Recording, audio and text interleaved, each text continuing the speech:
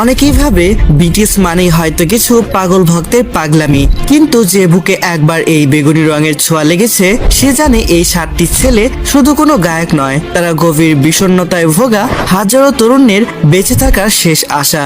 কিন্তু কখনো কি ভেবে দেখেছেন সেই দিনটার কথা, যেদিন এই গল্পের শেষ পাতাটা লেখা হবে, যেদিন বিশাল স্টেডিয়ামের হাজারো বেগুনি আলো শেষবারের মতো নিভে যাবে? কল্পনা করুন সেই বুক ফাটা রাতের কথা। মঞ্চে 7টি ছেলে পাশাপাশি দাঁড়িয়ে আছে, কিন্তু আজ তাদের মুখে কোনো হাসি নেই, আছে এক সমুদ্র কান্না।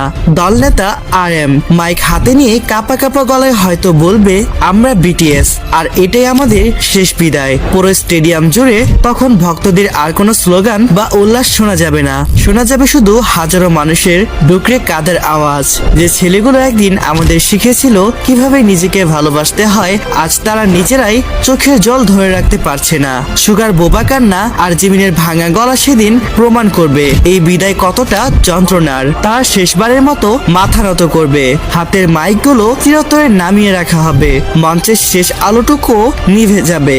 হ্যাঁ, হয়তো সেদিন বিটিএস নামের এই জাদুকরী অধ্যায়ের অবসান ঘটবে, কিন্তু ভক্তদের হৃদয়ে এই বেগুনি রঙের ভালোবাসা আর নিজেকে ভালোবাসার সেই মন্ত্র বেঁচে থাকবে অনন্তকাল। কারণ কিংবদন্তিদের কখনো মৃত্যু হয় না।